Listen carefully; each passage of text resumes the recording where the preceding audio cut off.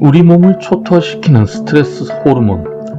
하지만 이 폭탄을 생산하지 않고 평온하게 사는 이들도 많다. 똑같은 상황인데 더 화를 내는 사람이 있는가 하면 담담한 사람도 있다. 똑같은 병인데 희망에 집중하는 사람이 있는가 하면 절망에 집중하는 사람도 있다. 결국 스트레스는 내가 어떻게 생각하느냐에 달렸다.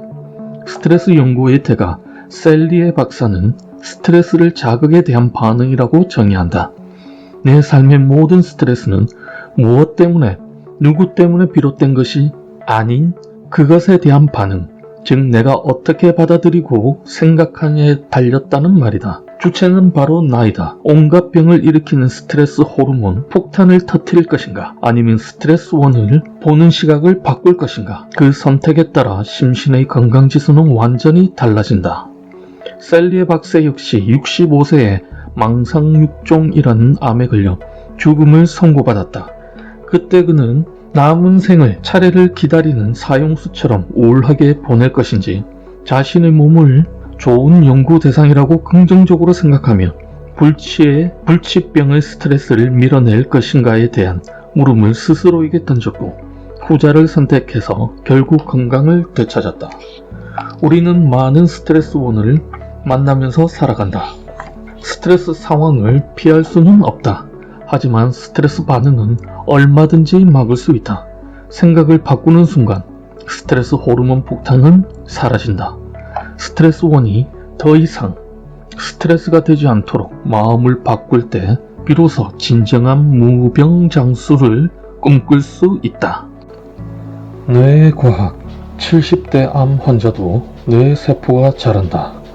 1998년 과학의 상식을 바꾼 놀라운 실험이 진행되었다. 세계적인 뇌과학자인 솔크 생물학 연구소의 프레드 게이지 박사와 스웨덴 살그렌스카 병원의 피터 에릭손 박사가 말기암으로 사망한 고령자 5명의 뇌를 해부했다. 임종 후에 자신의 뇌를 임상 연구에 쓰도록 기증한 환자들이었다. 말기암으로 죽어가던 이 환자들에게는 분열하는 세포에만 착색되는 물질인 BRDU를 미리 투입했다. 만약 뇌에서 세포 분열, 즉 새로운 뇌세포가 태어나면 착색되는 세포로 확인할 수 있다. 20세기의 의학 상식인 성인의 뇌는 자라지 않는다는 것이다. 다른 기관과 달리 뇌는 성장을 마치면 새로운 세포가 태어나지 않는다고, 퇴화만 된다고 알고 있었다. 그런데 놀랍게도 실험 결과는 달랐다. 뇌에서 착색된 세포가 발견된 것이다.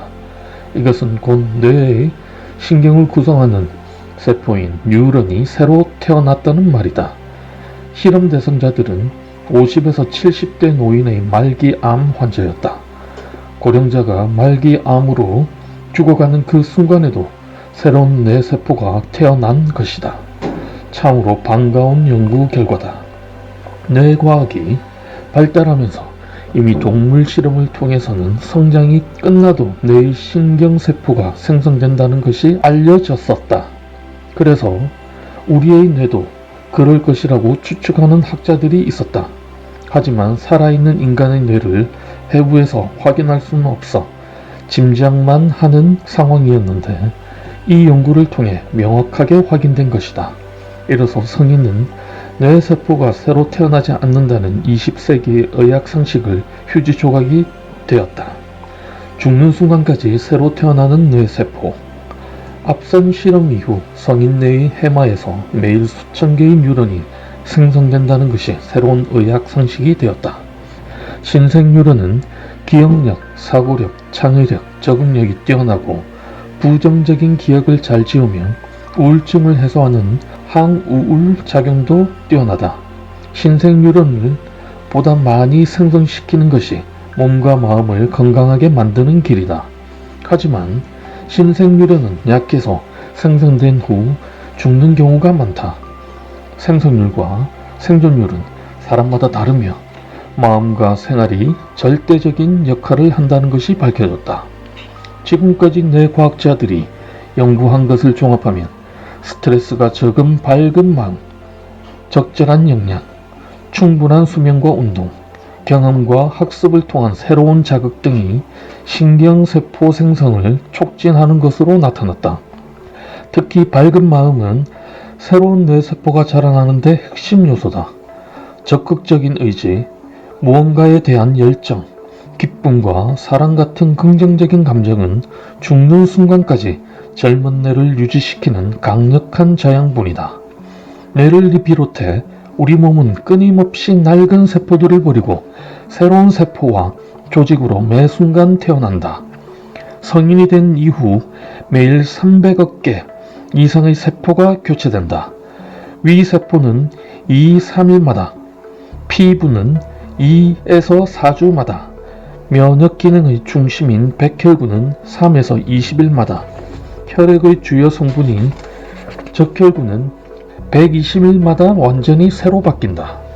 놀라운 재생력을 가진 우리 몸은 스스로를 쉼없이 치유한다.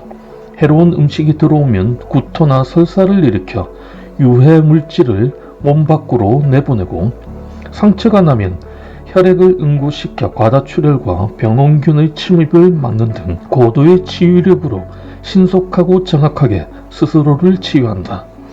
그래서 현대의학의 아버지이자 의성이라 불리는 히포크라테스는 진정한 의사는 내 몸 안에 있다. 내 몸 안의 의사가 고치지 못하는 병은 어떤 명의도 고칠 수 없다고 라고 말했다.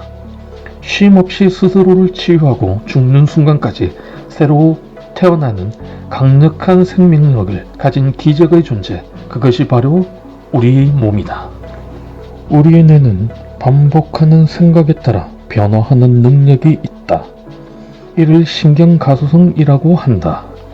1990년대 신경정신과학자 에릭 캔들 박사는 자극을 반복적으로 가하면 뇌의 신경다발 내에 연결 숫자가 2배로 늘어난다는 사실을 발견해서 노벨상을 받았다. 이것은 곧 생각을 선택해서 반복하는 훈련을 통해 밝은 감정의 신경망을 늘릴 수 있다는 말이다. 뇌를 고정된 물질 덩어리로 인식했던 당시 엄청난 파장을 주었던 연구 결과다. 우리의 뇌는 약 1000개의 뉴런으로 구성되어 있으며 서로 전기화학적으로 정보를 교환하면서 새로운 연결을 만들어낸다. 우리가 새로운 생각이나 경험을 하면 뉴런에서 메신저 역할을 하는 신경전달 물질이 분비된다. 신경전달 물질은 한 뉴런의 끝과 다른 뉴런의 시작점이 이어진 공간인 스냅스에서 분비되어 신경신호가 순식간에 다른 세포로 전해진다. 이때 뉴런이 전기를 일으키는데 이 과정을 뉴런 발화라고 한다. 뉴런들이 서로 전기화학적으로 정보를 교환하면서 연결되는 것이다.